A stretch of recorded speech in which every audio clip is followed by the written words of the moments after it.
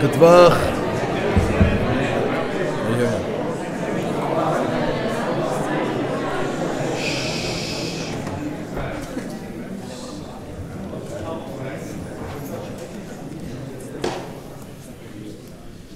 For clarification purposes, this is not an Agudas Yisrael event. I just happen to be standing here, but not that it couldn't be an Agudas Yisrael event. Baruch Hashem, the Achsania, there's two Achsanias that I'd like to begin by recognizing.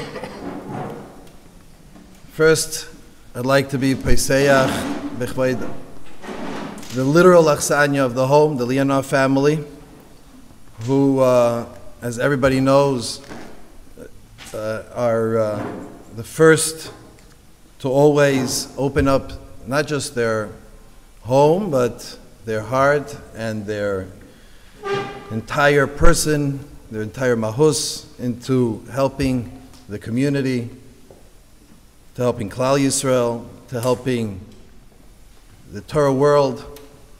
And Baruch Hashem, as you can see, evident this evening, the house is full, Baruch Hashem, with people that came to hear Das Torah and Eitzes.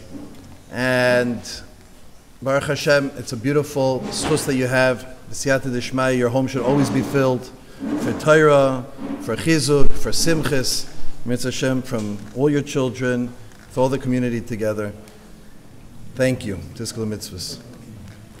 And of course, Tar Messiah, who there are certain, I don't know how to explain it, certain things that are just in the lexicon of the Jewish mouth and Jewish life that everybody knows. Everybody knows that there's a Beis Yaakov. There's no Chiddush. You don't have to say, Beis Yaakov, what is that? Everybody knows what that means and what it stands for, what it represents. I think the same personally for Agudas Yisrael. And it goes without saying that probably really on the top is Torah Messiah. I don't think there's any from Jew out there that has any connection to the world of Chinuch that doesn't understand and appreciate the tremendous contributions Torah Messiah have made into Torah growth here in America from really the beginning. And in Baruch Hashem, you know, sometimes organizations struggle for their relevancy and why they still matter and what they're still doing for Klal Yisrael and why they still need to exist. I think Torah Messiah speaks for itself. As the Torah world grows and Chinuch grows, our moistus grow, and we have more moistus of Chinuch. It goes without saying we need an organization like Torah Messiah that is there, providing constant chizuk to the moistus, to the rebbeim, to the moros, to the teachers. They're providing all types of services and backup and curriculum and all different types of support. And of course, having the leadership of Shia Shivas, Gedolei Yisrael at the helm, guiding what the Torah Messiah does and stands for, is what is the great schus and siyata d'shmeh that they have for their longevity. And Mitzvah Hashem, Torah Messiah should continue to be matzliach in everything that they do, continue to be a force in the growth of Chinuch in America and all over. And b'siyata d'shmaya, we should do more events, Agudas Yisrael and Torah Messiah together more often in Mitzvah Hashem. We share the same people, basically. So without any further ado, I think we will begin with questions for the Yeshiva. So I'm going to switch to that seat. They gave me a very choshev seat there. And I'll end up standing. And you're going to stand. No problem. Thank you. Say it, please. I'm going to say thank you for the outpouring of people. It's very nice, but I'm not an expert. I asked Shmuel Kavetsky many years ago if I should write. He told me to write, so I write. So because I write, people know who I am. But them, you have great mechanchim in this town. They really are. I've been around this town, Miami Beach, ready for a long time, not just long time, I don't know all the names. But relays in the city, I don't want to embarrass him, but Weltz Mechanach, you have, sometimes you don't think, you don't go, I know, far away, you don't go to me, you don't talk to me, you talk to people in Miami. You think further away, you know. You have a great mechanach, and my opinions are only my own. I want to tell you a story. With that, we'll go on to the questions and answers. So I walked into I went to a program in Lakewood. I worked one night. And a manal, a famous manal from Brooklyn somewhere, came over to me and Mamish attacked me. Really, I try to stay calm. And he's giving me a very hard time because of what I answered. In that time was the Yated. The Yated had a Chinuch roundtable. I used to write for them. Then I took that, wrote about four books on Chinuch so far. And I write very vehemently against the idea of knossos. I don't know if you have knossos over here. It's okay. So many yeshivas have knossos. What's wrong with that? They do it. I don't like knossos. Rapam told me that knossos are not a good thing. So I asked the Shiloh. Rapam told me, I don't know what this community does about knossos. So this guy says to me what he wrote. And the kid walked up to me in yeshiva, and he said, look what Rabbi Bender wrote about knossos. So I said, you have such an inferiority complex, I said to him, that you don't like what I write? Tell him you don't agree. I'm not that. Just because I wrote, and it's true. He said, why, how could you write? I said, because it's Rapam. Rapam answered me. So I followed Rapam's psak on that, and I was like, I hate this. He was extremely upset with me, and I can say the same thing again. There's so many days in Chinuch, there really are. People have this idea that are lurking around every corner, some kids going off the derech. Mothers and fathers are very, very afraid to discipline their children today. It's not true. Very few kids go off the derech. But there are answers to certain questions about kids who happen to be off the derech. You don't have to worry every day what's going to happen if I'm tough with my kid, he'll go off the derech. Not going to happen. We don't come with it. But the point is, I'm just here to try to answer whatever I can think of. Right, Metz, you're on. Here we go. I want to say thank you, Leonidas. Wonderful. By the way, Don is only 19. Grab him for a shidduch if you want to. He's in the yeshiva. Is he still here? Where is he? He's hiding? He just ran out. He's tremendous. I don't know if there's a finer bacher. In Midos, we have a lot of kids in the yeshiva, B'li'ayin hara, in the thousands. I don't think there's a finer boy than you're Don, really, Kinhara. Okay, that's a nice introduction to you, no? By the way, last time, this very funny thing happened. I don't know who tapes this. I'm not sure. But last time, and I'm not a YouTube person, but I understand they went and they took out pieces. Whoever did it took out pieces. Maybe somebody just takes it off the YouTube and does it, right? And they took like half answers almost. People want to, this is Rabbi Bender said, there's like 40 little blurbs on YouTube from the speech I gave last year. It's very interesting. So I hope things are not taken out of context. Okay.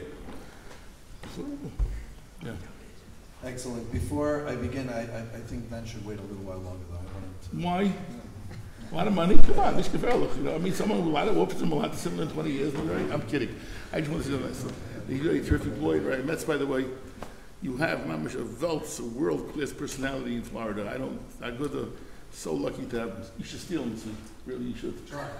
Okay, good idea. No more talking. Thank you. The truth is that the fact that we have this many people that come to hear what the Yeshiva has to say is involving business. I haven't seen the question yet, by the way. Okay. One of the questions, I think I'll start with it only because the Yeshiva already started speaking about it.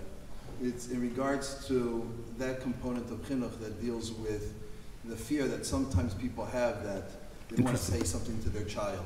So what are the parameters for those things, let's call them red lines, that we have all the right as parents to put in place for our children without fear of repercussion? It's a really very big question. It takes a long time to answer this question. The question was, where yes, where no, what do you do with your kids? So I think you have to pick your fights with all children. You should pick your fights with your wives or with your husbands. You don't fight about everything, right? That's the first rule. If something really is important, then you argue about it. So I think most of the stuff in Narishkeit, you shouldn't make a big tumor about if there's much of chutzpah.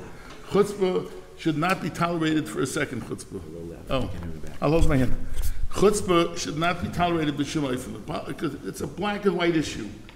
If you're going to go after your kid, whatever the reason is, it's got to be on a black and white issue. Chutzpah is black and white. You can't call your father a name. You can't, if you're 7 years old, the child hits his mother. You can't do those things. The kid understands right away. But if the kid says, there was $1 on the table, you took the $1. I didn't see the $1. Don't make a fight over that. I'll give you examples because maybe Taka, the kid didn't take the $1. That's gray. Grays are not areas you should make a problem. You're going to need to reserve all your inyanim where you have to disagree on a major inyan. That's not a major inyan. Chutzpah is lying. There are children that lie. That's a big problem. You have to work with them. I'm not giving you an easy answer now. Lying, you have to put a stop to it. Stealing, chutzpah, black and white issues. How to deal with each issue is not for tonight, I don't think. But it should not be stam zachen that you should argue about. The kid is tired. He's in bed in the morning. I have a headache. What do you do?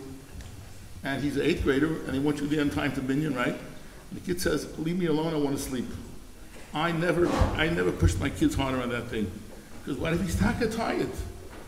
It's not normal today, the yeshivas. We expect 6th graders to get out of bed at 6:30 in the morning. It goes on in New York, imagine it's here also. And be in school by 7:30, and then sit like, daven like the Rabbi wants you to daven. And the kid, give him a day off once in a while, not the end of the world. So don't fight over it when he says he's tired. Don't fight if he says, I can't get out of bed. What you should tell him is, all right, today, I'm letting you stay in bed, but tomorrow, you have to go on time. You know what? 95% of the time, this will work. You have sometimes kids that don't want to go to davening. You have problems. 95% of the children, if you tell them, okay, today, you can stay later in bed, but tomorrow, they'll do with it. So pick your argument, pick your fights. You can ask something on the question if you'd like, I don't mind. What else is there for the black and white? I gave you examples: lying, cheating, being mechutzef, being mechutzef, not getting out of bed, not saying you don't have a headache. I have a headache now, I'm going to mincha now. That's a gray area, don't fight him. But Clara, where the kid is not right, I want you to go to bed. I want 5 more minutes, 10 more minutes, don't fight over that. It's a normal thing. Who wants to go to bed on time? I don't. The other name wants to go to bed on time, so that's it. You got to speak louder because you don't have a microphone. You have a kid and you say, it's not, you can't lie, you have to tell the truth. If what? You have a kid, you say, you can't lie, you have to tell the truth. I don't say that. Are you sure you're saying the truth? Don't call a kid a liar. Do you puzzle him, you got a problem. If he comes to you after the fact and for another issue and tells you the truth. But the truth is that they stole whatever it is. So on the one hand, all right, so where the kid admits, you're saying where the kid admits he did something wrong. Deal with him nicely, of course. If he's admitting that's 3/4 of the job already, deal with him nicely. If he admits I did something wrong and I won't do it again, it's not the same as a kid, doing the avla, right? Okay. Are you able to define what's chutzpah? That's a red line. It's very hard to do that. Chutzpah is where you're being offended how your kid is talking to you. Chutzpah is where the child knows he's talking freshly to you, and you know he's talking that freshly to you. There's certain homes you can't say anything. Okay, I'm telling you, generally that's the way you define chutzpah. You define chutzpah by if you feel he's talking to you chutzpahdik, and if the kid knows he's talking chutzpahdik to you. Kids say a lot of things today's day and age. We would have dreamt it years ago, really, in that area. This is a little bit of time. Okay, yeah. Do you hear me now in the back, by the way? Still not. It doesn't feel strong over this back of me. Yes. Huh? Get closer to the switch. Maybe you want to switch them? Hello? We'll try, maybe. Hello. Hello? Okay, here we go, like a singer. Like this right here. Okay, here we go. Go ahead. Okay, this is a question, I guess, more in the realm of the yeshiva chinuch, but it could be for both. If a child has a very hard time learning Gemara, it doesn't go for him, and he has other kaiches, he has other things that he excels in, that he can do. What should be the proper mahalach, especially in the chinuch world, in the yeshiva world, for such a child? It's very, you hear the question? Okay, it's very, very important that a kid should, Can I add one nakuda? Sure. And just in context of that, if it's possible to define how Yagato Matzasa works, because we always say, okay, if they work hard, they'll get it eventually, but it doesn't necessarily always work like that. It's a big problem. A child who can't make it, Nebuch, is a very, very big problem. We have modified tests in our yeshiva Gemara. Gemara is a very hard subject. The kid is learning Chumash and Mishnayos maybe, and suddenly he's facing Gemara, which is depth, machshava, can be very, very hard. So first of all, you should try to arrange with the school. Most yeshivas do that. Better before? Doesn't feel great. Yeah? All right. You should try, much better. You should try, 100%, you should try to arrange moderated tests where the Rabbi tells the kid you're responsible for these, let's say 5, 6 things. These tell them, or this taisus, and the kid gets 100. Children like that need to get a high mark sometimes for their own confidence. It's very, very important. They shouldn't be down. No teacher should mark with red pens with big X across it. Kids have to feel like they're trying very hard and it's working. It's very, very important, 100%. Now, modified test is very important. And also, he needs tutoring right away. A kid who can't make Gemara, they can make major breakthroughs. Don't give up. A 6th or 7th grader who can't handle the Gemara, it's a normal thing. It's very hard for a lot of kids, so give them tutoring, help them out. Some kids can't read Gemara, it's a problem. Reading, by the way, should not break you down. It's the makkah of the Medina today is reading. That is the most difficult area in all yeshivas across the country. I believe the computer has damaged that. That's what I believe. They get everything in color and excitement, and hey, suddenly you got to teach them inside. Gemara is very, very hard. But kids need success to breed success. They need it. So you have to find a way of them having success. Tutoring is very, very important, giving a kid tutoring, and making them feel good. A good Rabbi will do that. I'm only have a very shvacha kid, you have a problem, okay? Very shvacha kid. But, generally speaking, you can do that by giving him confidence. Should we perhaps, let's say he's great at helping build something, can you give him, instead of coming to class, I'll say, can you help, during this period to help build of course, push it, olive base, it's olive base. Find the thing where he excels in and give it to him, of course. I don't make you jealous. We have a vocational program in the yeshiva for the high school boys who have gone through tutoring, it's still shvach. It is the biggest chizuk for children when they have, these kids, many of them, have good hands. They go through the same high school, they come in the morning with the same white shirt, they come in the morning with the same Gemara, the black hat for davening, and they daven, and they have a Rebbe in the morning on a lower level, lower scale, most of them don't mind that. And in the afternoon, instead of having trigonometry, they're going to have plumbing, they're going to have carpentry. Three quarters, I'm saying, of the, so I'm embarrassed, 3/4 of the kids who have gone through, of the younger age, contractors, plumbers, and electricians in our community came out of the yeshiva. They literally make bathrooms on campus. They make bathrooms and they make rooms. They even know how to put in Shabbos clocks. It's a very wonderful thing. That's success, but that's older. But you try till 8th grade, you try, and then put them in a program. Very easy. A lot of yeshivas don't want to put in the program. Afraid to talk anything sharp, you get sent around. I got called once to a community. 8 yeshivas. They want to hear about the vocational program. I was there, I spent a lot of time with them. They loved it. And I said, which yeshiva is housing them? They said, no, separate building we're putting them into. I said, I'm going home. I went home. On the spot, I picked up, I said, good night. You brought me down here for nothing. It's a long schlep from Far Rockaway, wherever I was going, a lot of towns around the area. He says, you can't do that. You don't want to put them in a separate building. You want it in the yeshiva with all the boys and make a program for 7 or 8 of them every year. It works. So why does it work? What you asked, Rabbi Metz. You asked about this idea. You got to give them something satisfactory. In Chicago, I believe they made in the main school over there, Joan Dax or something. I think they made a tailoring class for the girls who are experts in tailoring. I'm sure you could do things over here also. So Yagato Matzasa is sometimes in a different area. In a different area, Matzasa, you got to try to give them confidence, of course, but it takes time. This question was written and sent in, so I'm going to read it as it was. I'm going to read it to you as it was written to me. What is the Rav's opinion regarding how much a school should be involved in dictating which extracurricular activities, such as summer camps or seminars, all kosher, of course, and they're not co-ed, are appropriate for Talmidim and Talmidos to attend?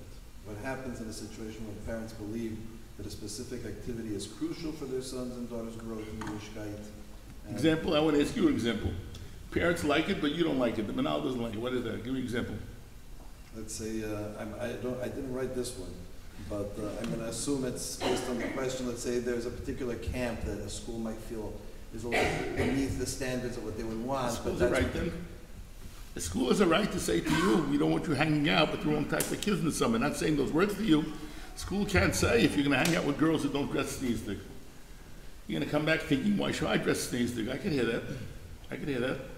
School feels that some schools feel judo and karate is very bad for the kids, boys, because they end up being fighters. It shows it right to even they are like that. But sometimes a little too picky, the schools. I'm a little bit too picky. I've been at other camps already. And most, I would say in New York, the 15 major camps for boys. I don't know girls' camps. We're all around the same. All around the same, I think so. No? The camps, the boys' camps. I don't think there's much different in all the camps. Okay. I'll follow up with another question that's similar, but perhaps a little bit different in regards to family vacations. I think they're obscene. I think the midwinter vacations are obscene. I don't know why they're going on. I don't know why it's tolerated. Parents have to borrow for it. I think it's terrible. I'm a mamish debach. I went through underprivileged life. I never went on a midwinter vacation in my life as a child. Maybe I have some psychological problems. It could be. I don't know. In our neighborhood, schools, except for 1 or 2 boys' yeshivas, the girls have changed a little somewhat. 10 to 2 weeks, 10 days vacation destroys the children, a lot of them, especially the children who can't afford it. People go all over the world. They spend fortunes of money to cut you off. They're terrible. They're obscene. You said it, that's it. I don't understand it, but you know what? We're stuck. Your parents. And you know what it goes on by the our yeshiva? We have a real problem because the girls cut back a lot now. The girls cut back now from 10 to 6 days. Okay, you know what goes on? They go earlier. And yeshiva goes on. We have a baby shower with them. We have only 3 days off. I have to give something, right? 3 days off. You know, let's say 3 days of Thursdays, last Sunday. You know, the girls can stay because we don't have Sunday. We have Sunday. So they say the girls, I'm looking at you, you have the same problem. Right. You have Sunday, you don't have Sunday. So they say we can go longer because we don't have Sunday, you understand? As it is, you know, it's some boys, the boys surrounded with 6 girls at home, right? And the girls are all off on Sunday. And the kid says to his mother, it's not fair. The kid is right. How are you? I'm thinking, best tell me them. We call it off. How are you? Look at it. It's unbelievable. Anyways, the kids so it's not fair. It really isn't fair. But then they leave early. What do? The secretary wants to know. Like lines of kids, we have very large yeshiva who come with notes to let them out of class early. So the kids who are nebuch can't afford it are sitting in class. And the middle class that day, like 2 days before, let's say Thursday, it starts the vacation. On Tuesday, when they're schlepping out the kids in the middle of the day, the kids say, bye, I'm going off to Vail, Colorado. The kids are sitting there. So last year we did something interesting. We did something very interesting. We gave out a whole day of free ice cream to any kid who was here during the entire time. In other words, except for Thursday, whatever, Friday, and Monday, whatever it was. So we did something for them. They feel bad. Anyways, you should know that the schools that have it, New York, it's terrible. It destroys. It takes a week to put them back into shape. Okay, you can beat me up later. Yeah, I'm sorry. I understand 10 days of vacation is terrible. 10 weeks of the summer, that's also awful, and we're fighting it now. I want to tell you something. I'm disappointed. This is going on all over the world. I can't help it. The Rabbi Pfeiffer from Camp Rommel, my son Moshe and myself have worked on this for 10 years. Schools don't want to give in. Especially, again, I don't know what goes on here. You would Michael me. The girls' schools especially, they say no Brittle Torah question, right? And they start later and later. We try to Thomas Sarah, you know. Turn it off, sorry. Better now? Nope. Yeah. Keep trying. Thomas Sarah has tried. No one cares. We've tried. New York is terrible. Miami's like. Chicago, Cleveland, 7, 8 weeks the most. Kids go to camps, 8 weeks. Really. A lot of Lakewood, 6 weeks. It's a problem. I don't know why. Why it's like that in the summer, I don't understand it. Colesman and the camps have a certain cloud also. The camps fight us. They do. 8 weeks, the camp, yeah, I don't understand why. One trip of 6 weeks we had, Rabbi, you guys all go to 2 visiting days. I don't know, visiting days is impossible. Parents are always complaining about it. So COVID helped. COVID showed you don't have to have visiting days. Some camps stop the visiting days. But I'm thinking, that's too much vacation. So I don't understand it. But certainly when we went to vacation, you're learning. You're finally there. It's 2 months. And you're learning. And suddenly they're gone for 10 weeks to 10 days to 2 weeks.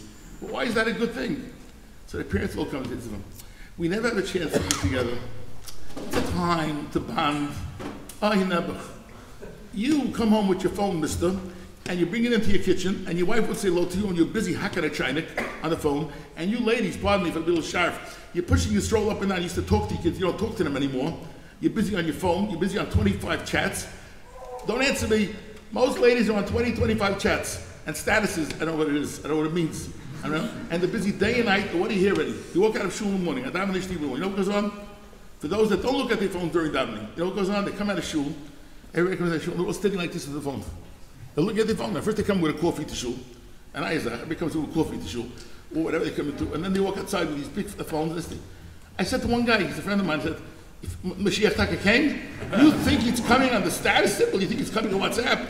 So these people have no problem not talking to their wives at night auto to other people, and now I have to serve bond for 2 weeks, close the schools. I'm sorry, what can I do? Am I being too tough? I'm being too There's no tough? benefit for break in the middle of the year. What? There's no benefit for days of break. There's no benefits whatsoever. Hanukkah, you're off for 2 days, 3 days, fine. What do you need 2 weeks for? What do you do? Oh, how do you spend the money on it? How do you spend the money on it? It's costing a fortune. Well, somebody volunteer, I'm not embarrassed to say, how much they spent this year with winter vacation for their family. Somebody volunteer and say it. Come on, somebody has guts, come on. What? No one has. They don't. There are many who do. I don't know, maybe I'm ashamed. It's not so much material. What? A lot of people are going, spending $1,000. That's it? Where are they going? What are they doing? I mean, Miami's different because everybody comes to Miami. I hear. Everybody comes to Orlando from New York. I hear. All right, you're wonderful. It's cheaper to live here. It's great. Okay. Look, right? With winter vacations. Go ahead. Last year, this Pesach, a lot of families in our neighborhood went to Italy for Pesach. I'm waiting for them to go to Cairo, Egypt for Pesach. That's what I'm waiting for. This year, Greece and Italy were the two biggest places for Pesach. Nobody leaves here for Pesach to a fancy place? Come on. Because you're in Miami, it gets hot Pesach time ready. Come on, you don't use it. I'm waiting. You can have a Seder right by the pyramids in Ritzhashem. Okay. You can actually walk out in the middle and walk across and do Yetzias Mitzrayim. Okay, I'm going to switch the subject a little bit here. How can we teach our children, especially in a very diverse communities, diverse schools, that sometimes their friends do certain things that we don't do, and when we try to instill that this is not what we do, it can chas v'shalom also come across as a way that they start being a little bit, they look down and they look down at the other people and the other kids, and it's like a really difficult. I'm not sure that happens looking down, unless let's say 80% of the class goes away on vacation, then the 20% are talking in trouble. I don't have a whole thing. Kids order out for lunch. Older boys, high school boys, girls don't order out. They don't eat. They're all anorexic, the girls. What? We don't let it for sure. I tell the boys, there are kids here can't afford a can of soda, and you're ordering out a $25 meal. It's not nice. I get the boys know when they see me coming down. I'm not active daily, but I see an order coming into yeshiva. The boys run for cover because I really let them have it. There are kids who can't afford a can of soda. You're ordering. This is your question, really, to some degree. You're saying, B'chlal, let's talk about another degree. Ruchnius wise. I had a very wonderful father, Zechron Levrach. I just had the 59th yard set from last Shabbos. He was an American. When I grew up in Williamsburg, every single person had a television. We didn't have a television, of course. And everybody had a television. My father let us go Sunday night to Mrs. Wiener's house next door. We lived in an apartment house next door to watch an hour and a half of television. My father was a very early Yid. He knew that we're going to be upset that all the kids are watching television. We didn't watch. We watched Lassie and Dennis the Menace, whatever we watched. You remember Shirley Temple, whatever we watched, okay. My kids grew up in Far Rockaway. When we came there 40 years ago, everybody had a television. I let them go across the street every single Sunday to watch football across the street. Now, not so necessary anymore now, because there's computers today, people don't even have televisions. So you have to try to ameliorate the problems your kids might be jealous of. If you're not going to tell them, give them something, they're going to be very unhappy. But kids understand. If you tell a child, we don't want to have a television in the house, they understand it. We don't believe, right? And, what about going to a game? I had a problem with kids for a game. They laughed at me. I had a problem many, many years ago. Everybody went to ball games. I took them to a game. I was hoping they shouldn't catch me, cameras. I took them to a game because they were complaining. Today they're wonderful, behind horror. I took them to a game because at that time it was necessary. Today it's not so important today. So you have to see to it certain in Yana where a kid can become bitter. One second. So you have to become bitter, and about you have to. But the kids say, everybody has a phone in the 6th grade. Everybody can be 10, 4, 2, or 1. Everybody doesn't mean anything. So you have to know when and where, etc. You can say certain rules in your house that are better. What did I say? I'm sorry. Follow up to this.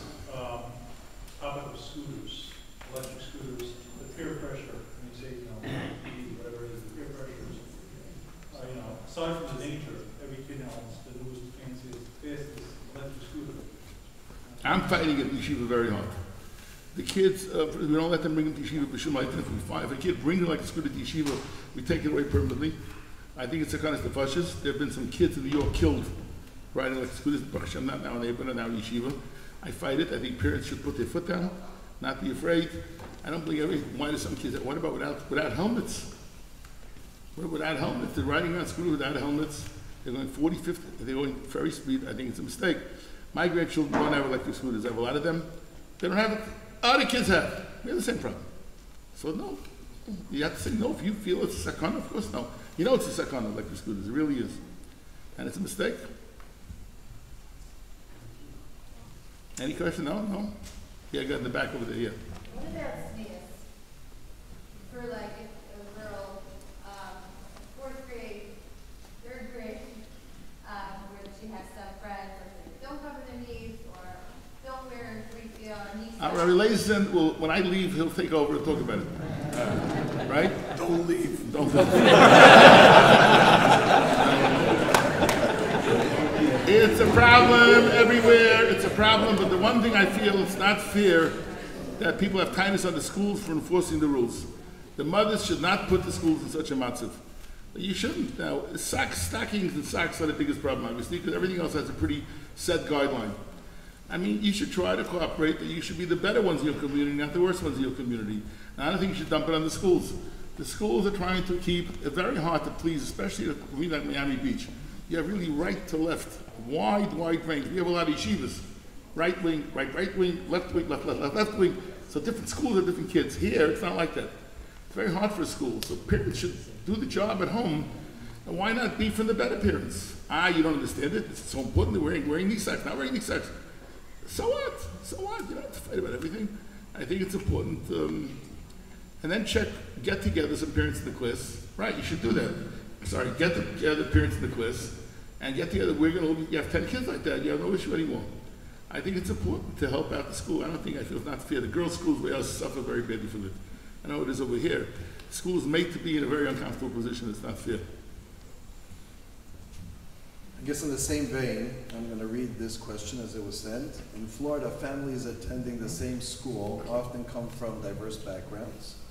How much should these differences be addressed by separating students into different classes or even opening new establishments versus maintaining a broader spectrum of Talmidim and Talmidas together in one institution? I heard this a lot over Shabbos, this question. I heard a lot about it. We have it very easy. We have 8 parallel classes, so we divide them by neighborhoods. We get away with it. We divide them by neighborhoods. Most of the kids in Far Rockaway properties are going to be careful, don't have an issue. Lawrence, as it moves further east, it comes to problem. So we're having all the kids in the same classes. We're not pushing them, dividing them up. But if a kid does come along, different, I said, I want to be with the former kids, and the parents cooperate in that sense, then why not? We try to mix them up. But where you have, it's making classes is very, very hard. My son, my yeshiva, works in an yeshiva. For 3 weeks, parents are calling and calling and calling. I'm going to say something now, you might not like it, the others in the back. A lot of it is social. The parents want that their social group should be together. The kids may have best friends in other classes. Don't make that the issue. Just like we tell kids get along with everybody, the parents come very often to us. I want to be with this and this kid, they have a list of who's from their neighborhoods like that. I don't think that's a fair thing. But we have it much easier. But there's nothing wrong if a school wants to keep certain influences out. I was around Shabbos in a lot of different shuls, right? The kids, this is Miami, not as good as New York. A lot of the boys don't dress, and they're in yeshiva the day before, but yeshiva wants them to wear a hat and jacket. There's also style. I'm getting in real trouble for this. There's style in this neighborhood. I don't know if maybe Miami Beach more than North Miami Beach, but people think it's a mitzvah for men to wear shirts that really only have 2 buttons closed on the bottom. And nobody else looks around. And no talis cottons, a lot of them. And the shirts are all tight, so almost look like they're bursting out. I'm trying to figure it out. Then the same shul, I thought about it. The same shul, people wearing ties. They look like B'nai Torah and Chashiv. And I see next to him, he wondered why is it coincidental? These people walk in the middle of davening, walking late. No one wears socks. There's no socks in the stores around here. Do they sell socks for many of these stores around here? No one's wearing socks. Some of them know they are wearing. It's hidden away on the bottom. I made you shrink, make a lot of money over here. Why are you wearing the sock if it's on the bottom? Okay. So why should I have my kids learn the class where the rest of the kids don't have sneeze standards at home? I understand the school. I'm sorry if I'm sounding like, and I'm not a tough guy. I really am not. I try to run the yeshiva as nice as possible, be nice to everybody. But I understand the schools, I understand the parents. They don't want their kids, Dafka, being in a class where the sneeze standards are much lower. We have it easier in certain ways. Where's those boys? Different world. Boys don't care about clothing. Most of them, older, they got to wear. I scream my shmuz. I give a lot of shmuz to the yeshiva. To the junior high, I took it, what's the name? The knuckle, the heavy jackets. You don't have heavy jackets here. Moose knuckle. Oh, you know the Don. Okay, very good. Moose knuckle. You know, how many boys yeshiva? 5, 10? They have 5. I tell the parents, what are you doing? You're buying your kid a $1,000 jacket and the kid next to him doesn't have clothing to wear? It's ugly. It's ugly. It's really not nice. It's just, I told the parents, they're embarrassed, the parents. I don't say it the way I'm saying it now to you. I say because I don't think it's a good idea. Somebody told me today, the belts, what are they called, the chashva belt? What? It's like a round circle, this way, round circle that way. Like, what? Kodama, how much does it cost, the belt? 400. Hello? I wear suspenders. My belts cost, my kids cost $20. And kids are coming in with $400 belts. What's wrong with you people? You're crazy people. What are you doing? So the issue is not being created by the school, Rabbi say. It's created by you. I don't mean you. You're here.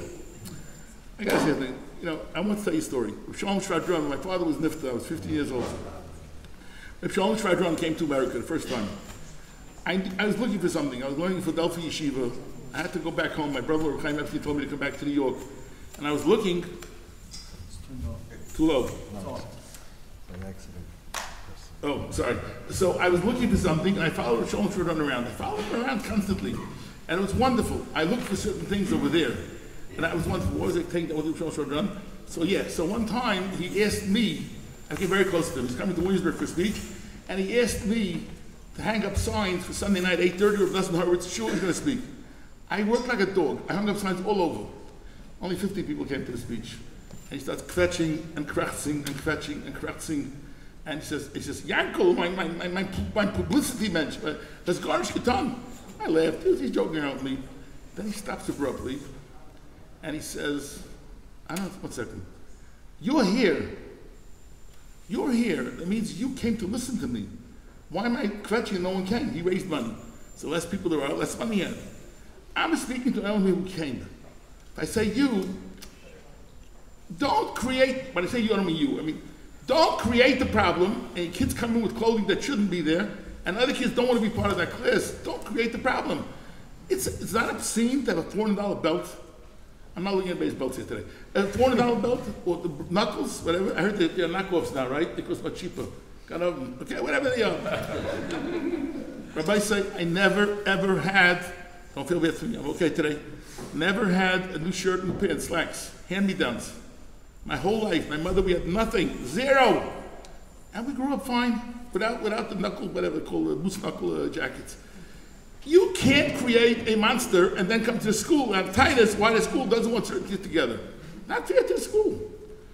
They want to bring Tyrus Hashem to Mima. Or the girls also, not stopping you from college later on. They're not telling you not to go to college, become lawyers and doctors. They want to have a certain type of derech eretz in the classroom. And the school deems this is derech eretz. Don't have Titus and then have do the right thing. Sorry. No one's asking questions on this one. Everybody, not going to raise your hands. Who has Fortnite at home? The game Fortnite. Anybody? Not going to raise your hand. You know you're not going to raise your hand. Huh? Wrong crowd. Wrong crowd. How many people know what Fortnite is? Come on, somebody. Okay. Oh, wow, you know what it is. Wrong crowd? They know it. Come on. So I want to tell you a story. Believe me, I never saw the game. I never saw the game ever. I never saw the game, but parents told me it's terrible.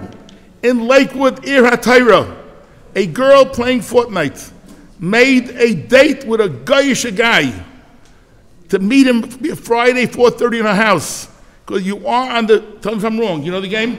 1,000 people you're talking to on the game, correct? Vulgar language on there. The worst vulgar language. And the kid made a date with a guy. They called the police arrested the guy, whatever happened, underage girl. And people, so I said to my shvuos, when I heard this, went a little cuckoo, and I spoke, any parent that allows Fortnite being played in their house, right, should admit themselves immediately into a mental institution. And I saw the kids who have the games. Now, afterwards, the Rabbi said to me, "You're not afraid of the parents calling you?" I said, "No, they'll never admit it. They're going to call me up the next week, Monday. This is on a Friday. My Shaya, Zevi Bald. You know Zevi, right? Bernstein, Baba, he's the best. He's the best. Nobody better than him in the whole world raising money for yeshivas. He must use a machine gun or something, but he's terrific. He's really wonderful.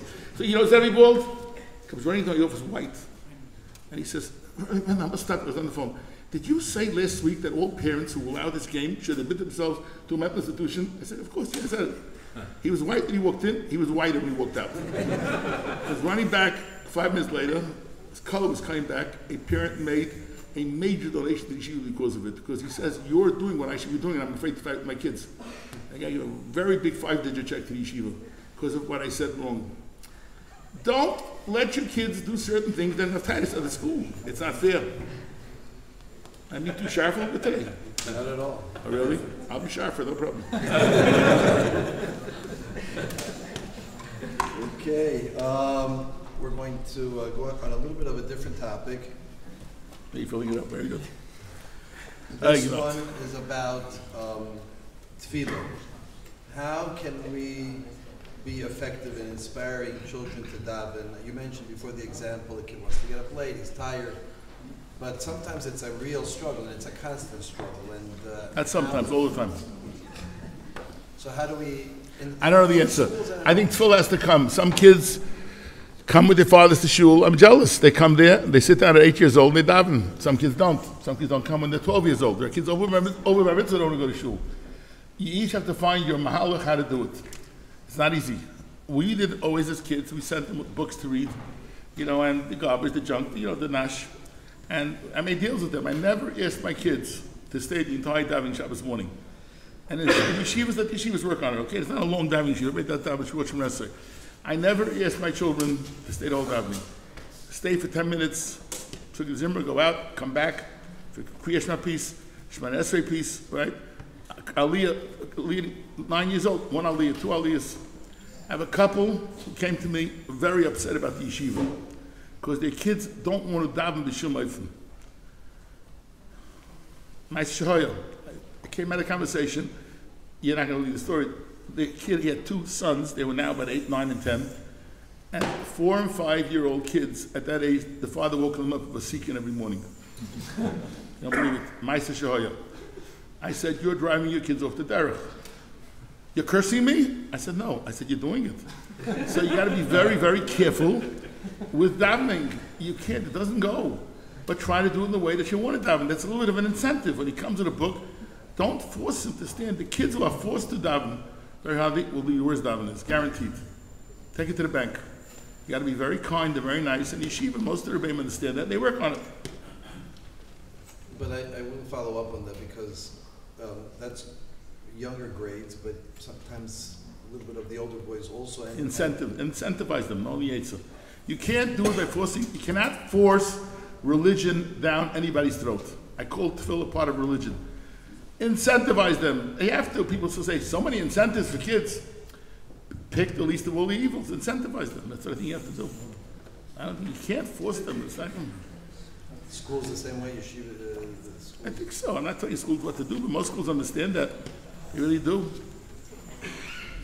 How far of an incentive should you go if the nature of incentives, especially in different neighborhoods, is a moose knuckle sweater? Or electric scooter. I don't think for coming to davening, you give them a moose knuckle or anything like that. You are the boss of your home. Use good judgment how to figure it out, but don't kill them. I go, my father never asked us to come to shul with him. My father davened Miriam in Williamsburg, 7 o'clock in the morning. My father, going back to years ago, my father told us, you don't have to daven with me. He davened 7 o'clock in the morning. There were 3 Mirror Minyanim. My father was an Alta Mirror from Europe. American, we went to the Mirror.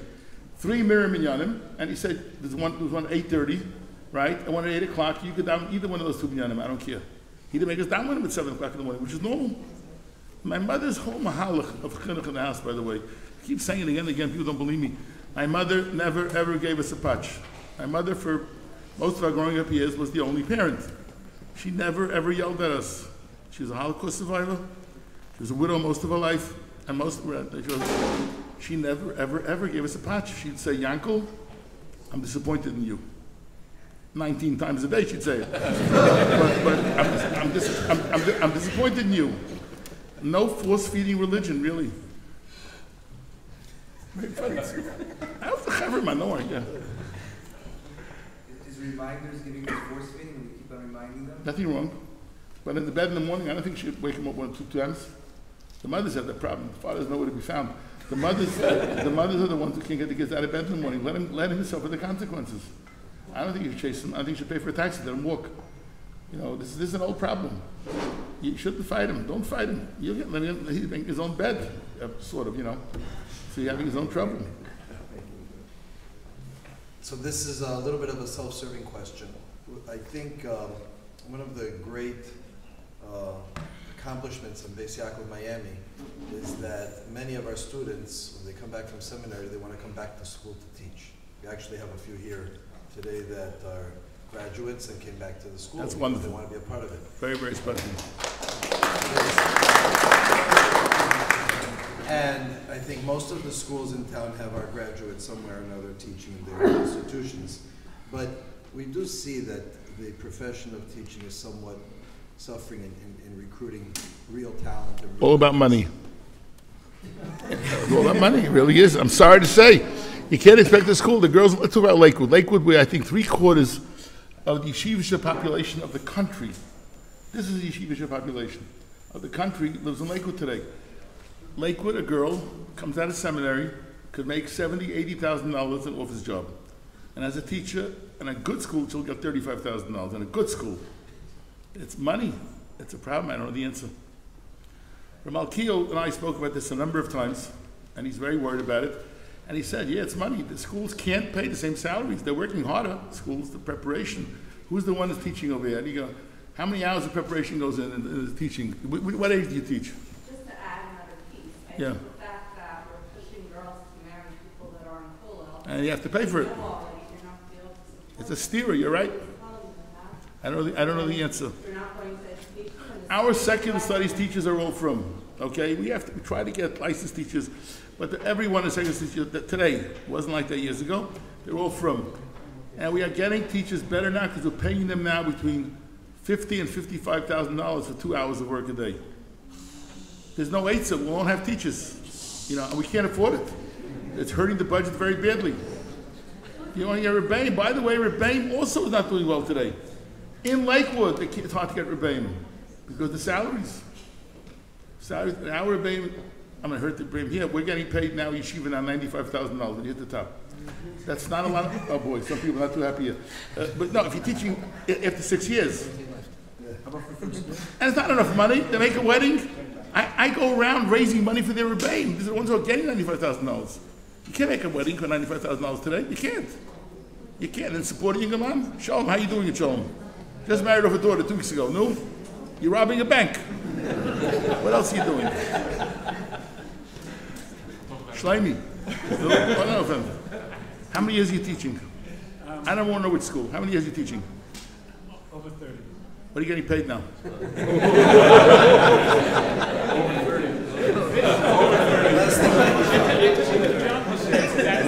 What? I took a new job this year for that reason. A new job teaching. Much more now. It's very hard to make it as a Rebbe. It's embarrassing to come to weddings. But Chassidim, we're Chassidim here, much worse. Chassidim need $100,000 to marry for a child today. Scribe will cost $10,000. I have a Rebbe in my office, works in the office, he's making a wedding, Pinchas Maya. The names are on it all over the world. Pinchas Maya told me it's cost him $100,000. The Shaitel today, a good one, cost, he says, between $6,000 and $10,000. The shrine will cost $10,000. By then you have to have furniture. The girl, a little 19-year-old girl, is moving into a beautiful dining room set, and a beautiful living room, to have it harder than us. That's the main hugging. I don't know how they do it. I don't know how they do it. Hashem provides. Huh? Hashem provides. Sometimes it's Hashem provides, but it doesn't mean I have to schlep around raising money for it, you know? I try to give every Rebbe $10,000 for the chasna, right? a lot of money in our budget. It really is. It's not like the Rebbe's 80 years old. He's 45, now he goes for his child. What's he going to do? Okay, Rabbi Metz. It's very choshev. I think we just wanted to make sure that I heard correctly. You said 95,000? Our Rabbi are getting now $94,800. Plus bonuses for Yantif. Easily goes over to over $100,000. And we have also, besides for the Chazdei Leiv program, we have other programs for them, so they're getting over $100,000. Yes, and you know what? They're not making it. I just noticed that Moshe left. Anyways, okay. But 1 second, don't think Torah B'das, Chaim Berlin, and Darchei Torah are on the same pay level today. And the things we're doing, we're raising money. Avram Fruchtela is taking care of Chaim Berlin. He raises money. The only thing Avram Fruchtela writes checks. He sits in his office every single day till 12 o'clock calling people. Torah B'das has people going out there raising money. My name is Yaakov Bender. I'm a Sadiq Kedushin half the week, and half the week I'm schnorring. I'm out there almost every single night schnorring money. I'm telling you the truth. It's very, very hard. You got to take, and you know, they're very thankful, very grateful, but they can't manage on it. How do we get the mowers on par? So there's a Torah B'Sara, to their credit, made a major effort 3 years ago, where they promised a certain amount of money, and the schools gave and they gave. They made a major effort. But unless someone does something soon, this problem that Rabbi Matz mentioned before is going to get much more severe. Much more severe. I don't know. Maybe not enough tuition being collected. I don't know. Yes, in the back. Mrs. I know her name. Mrs. Panis. Her grandfather, right, Pinkus, and my father were best friends. That's another name. Okay. And she had yahrzeit today. Rabbi Chaim Pinkus, Chav Tes. My father was Chav Beis the week before. Good. Can we do a visit to the poor girls who are here who did choose to do the teaching and not? Yeah, I was gonna do that. I really was going to do that. My daughters-in-law are all teaching. You know, the satisfaction of being a Rebbe and a teacher, it trumps, good word to use today, it trumps everybody else. You go home with building Talmidos forever. I don't care if everyone's making more money. We're 6 kids. We were very poor. My father and mother, no money. Mamish, no money. My father was living with no money. We had nothing. I had an uncle, and all 6 of us became mechanchim. 6 children. My mother's 6 children are all mechanchim, all married to mechanchim. And we wouldn't think twice. I have 8 children behind her. 6 of them are mechanchim. And they see it. And we're not rich by any means, right? Maybe a little better than my parents were years ago. But so what? It's a gewaltige thing to be mechanech. You look back at your life later on, you're young, but with Hashem, you'll see what you did, you accomplished in life. Nothing better than being a Rebbe teacher. I mean it, nothing better. Nothing better. I mean, it's a problem money. I'm sorry for sounding negative, but all right. We're getting to a point where the schools are going to ask you to pay them before you are to teach them. Okay, let's go. No. I do think, though, tuition could be a little bit lower. I'm not sure. Raising tuition is the Floridians can't talk about it. You're getting $8,000 from the government, right? I could, because I worked a lot on that. But I could say that. He's out of town. But the truth is that even with Listen, question. Tuition should be lower. Okay, we get only 31% of our parent body pays for tuition. 69% of our parent body does not pay tuition. We fundraise. We have 4 fundraisers in the office. Right, Bernstein, where do you run? I mean, we don't stop fundraising. So what else can we do? What else can we do? We have a dinner that brings in $7 million. I'm day and night for 3 months. I'm here in the middle of the dinner only for Torah B'Sara. It's mamish. The dinner. Our dinner is January 19th. I'm in the middle of the dinner since Sukkot. It's been late Sukkot this year. Fundraising and fundraising and fundraising. So I don't know what the answer is. Okay. I know this is one of the topics that you have an opinion on in regards to homework and the excessive amount that seems to be girls' schools. You want to walk out? Or you want to stay? We all agree. I used the word obscene twice already. I used a different word today. Homework was created by a sadist who didn't have kids at home, who mamish doesn't understand what children are, and he created a concept called homework. We never had you had homework when you were a kid in yeshiva? I don't know. I didn't do it. The boys, for sure. I have 7 behind her. They're all married. So it's okay. 7 boys and 1 girl. The girl was much more studious than the other 7 combined, for sure. Okay, but they didn't do the homework. They didn't care. The boys didn't care. It's an avla gedola. The girls are 2-3 hours a night. So one Rosh Hashiva of a certain girl told me, you don't understand. We're keeping the kids off the streets. We're getting homework. I said, you are sending them onto the streets. It's ridiculous. Poor lady at home. I want to tell you a story. This is a very funny story. Okay. I'll bring it to homework in a minute, okay? My third, fourth year as Benal in Yeshiva. I can't make this up. So Rabbi had given a kid this, these idiotic, pardon me, assignments. I will behave in class today. You know what that means anymore today. They still do it today? No, I haven't learned. Yeah, all right, I'm telling you. Yeah, he's right. You didn't have it in the last 10 years, you didn't have it anymore. We took it away. I want to tell you where it stopped. The Rebbe's finally heard me. I was the youngest guy in the state, became an owl. It was very hard. So one Rebbe comes in one day, Rebbe, bend to look at the smoke from the mother. And he says to me, mother said, dear Rebbe, you gave my son 500 time assignment. I sat on him all night, okay, and I tried my hardest, and he finally went to sleep at 10:30, having done only 150 times. So the Rebbe says to me, it's a true story. I can't make it up. The Rebbe says to me, he says, look at this. She's going against the Rebbe. I gave him an assignment. I said, do you know what a 500 time assignment is? He was getting me riled up. It's 18 loose leaf pages. This kid is screaming, my Rebbe is an idiot. I didn't do what he says I did. He's screaming, and his mother's yelling at him. His mother has a kid screaming for a bottle. His mother has another 2 girls that are doing their homework in the middle of the night. She's going crazy. Then the husband walks in on his big horse, and he says, where's my supper tonight? You understand? And you are saying, I don't care. I gave him a 100 time assignment. I wasn't going to, you know what I did?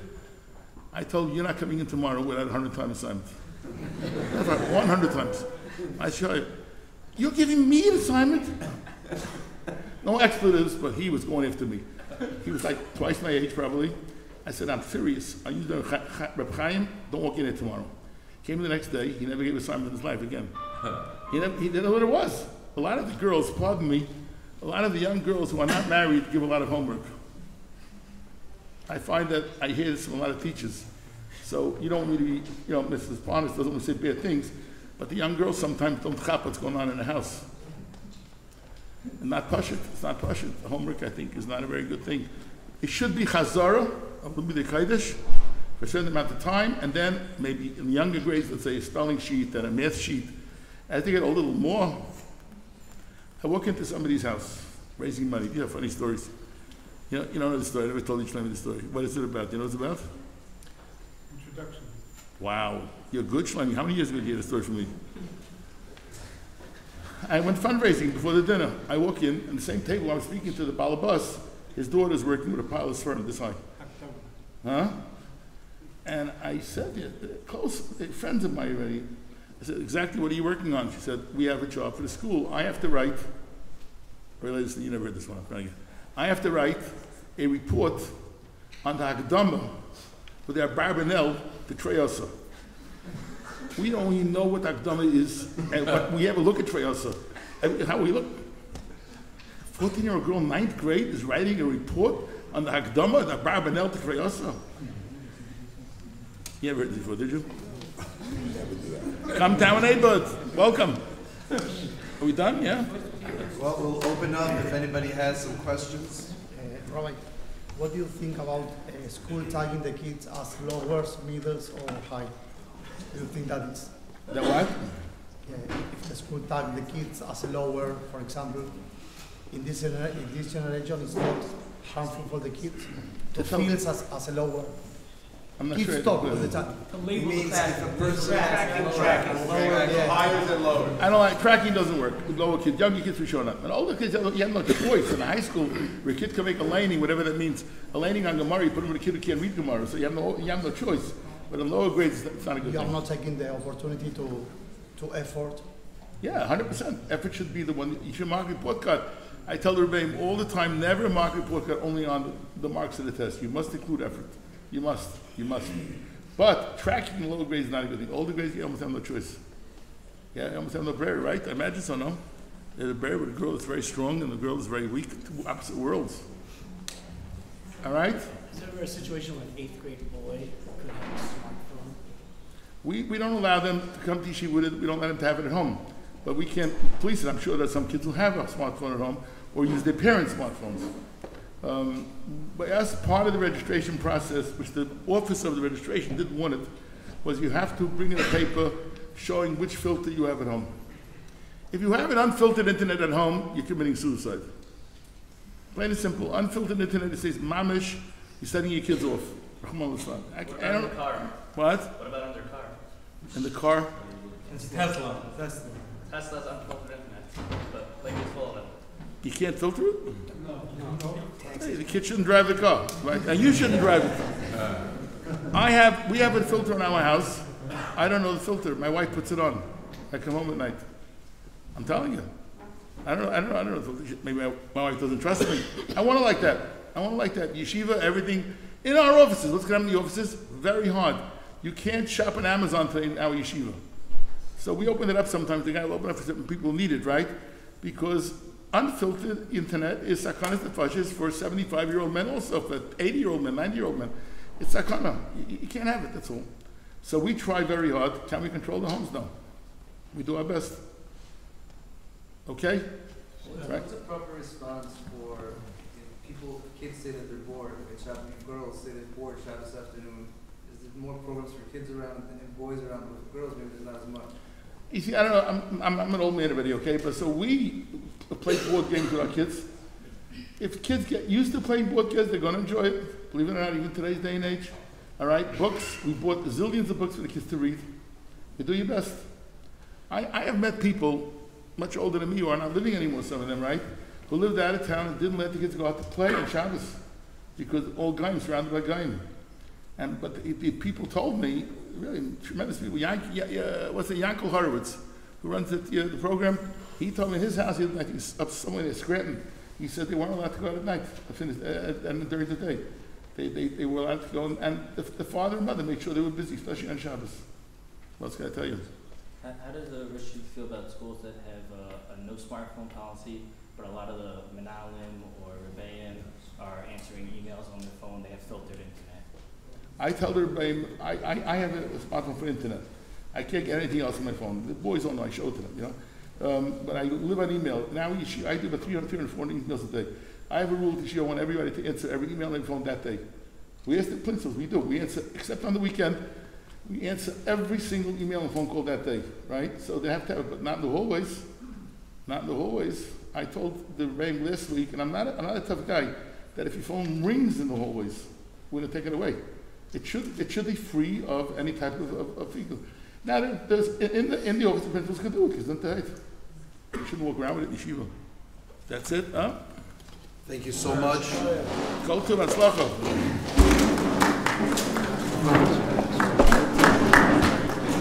What's your name?